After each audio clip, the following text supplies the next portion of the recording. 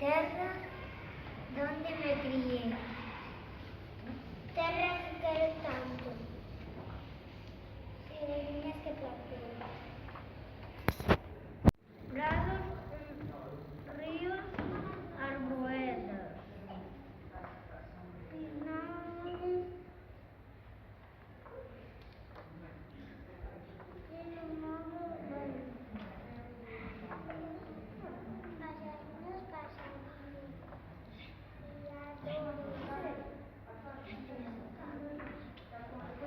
Vimos mostrar a vida de Rosalía.